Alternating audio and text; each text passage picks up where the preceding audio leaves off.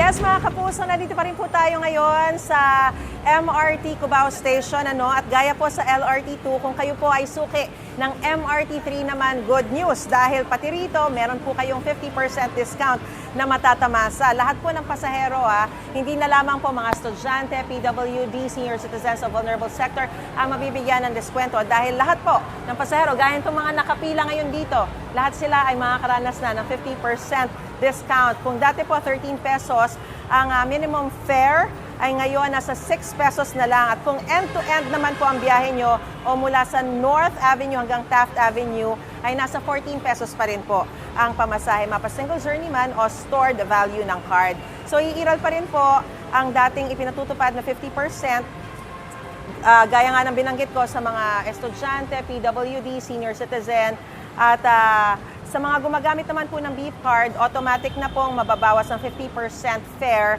na discount. So ngayon po, alamin po natin yung sentimento o yung pakiramdam, reaksyon ng ilan sa mga pasahero natin na nakikita dito sa MRT, dito po sa pinatutupad na 50% off. Ito, may nakita tayong estudyante. Although, of course, meron ka nang na-receive na discount bilang isang estudyante. Ngayon na lahat na ng mga pasahero makakaranas nito, anong pakiramdam mo? Actually, maganda to for other people na rin kasi medyo iba din, mahaba din yung biyahe nila. Dahil dun sa 50% naman po nila. Hindi naman parang medyo lugi dahil kumbaga parang kapantay nyo na lang lahat ng mga pasahero. Hindi naman siguro malugi naman na kasi at least nakakalanas din sila ng 50% off sa mga biyahe.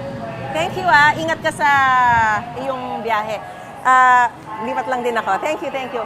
Kuya, matanong lang din kita. Ikaw ay estudyante ka ba? Hindi naman. Hindi po. Dito tayo, harap tayo ng konti. So, ano pong pakiramdam ninyo na this time, pati yung mga karaniwang pasahero, katulad ng mga estudyante at ng mga PWD, senior citizen, ay makakaranas na rin, matatamasa na rin yung 50% off sa dito sa MRT. Anong pakiramdam mo? Okay na po, magaan na po. Gumaan? Kasi mabawasan. Sige, huwag ka mahiya. Okay lang. Mababawasan ng alin? Yung po masahe sa inyo. Lagi ka bang sumasakay sa MRT o dati sumasakay ka rin sa mga jeep? Basta kayo sa MRT araw-araw po. Oo. Kasi nagtatrabaho po kami sa Ortigas. Oo. Pero syempre, dahil mas malaki na yung diskwento rito, syempre darami yung sasakay dito. Kumusta naman ang magiging lagay kapag halimbawa sobra ng dami dito sa MRT ang sasakay? Masikip po mahirap tutulakan.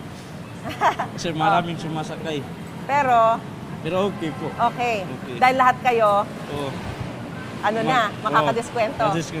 Gaano kalaking tulong ito para sa mga katulad nyo na pasahero, regular commuter? Maraming tulong na po ito sa lahat na mga estudyante o sa mga trabaho. Okay po. Ingat. Okay, salamat po. Alright. So, ayan pa, magtanong pa tayo. Kuya, sige, ito na. Kuya, good morning po. Kayo po ay regular commuter ng MRT? Yes po. Sumasakay din po ba kayo ng jeep? Sumasakay din po. Kasi di ba sobrang tumaas na po yung produktong petrolyo. So, kumbaga, anytime now, pwedeng tumaas din yung pasahe sa jeep. So, gaano kalaking tulong na merong 50% off dito sa MRT? Malaking tulong po kasi po sa budget ko po sa pamasahe pang araw-araw. Gaano po ba kalaki ang inaalat niyong pamasahe sa MRT? Malaki din po kasi po yung sa 50% minsan naano ko sa mga baon ng anak ko, pamasahe. Malaking tulong. Malaking tulong po.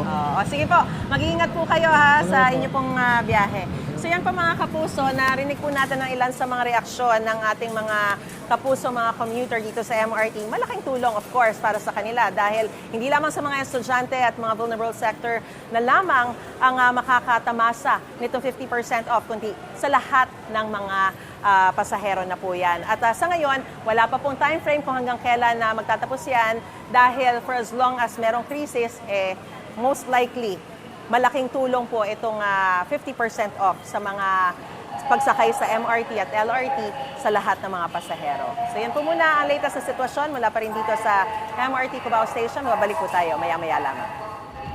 Igan, mauna ka sa mga balita, mag-subscribe na sa GMA Integrated News sa YouTube para sa iba't ibang ulat sa ating bansa.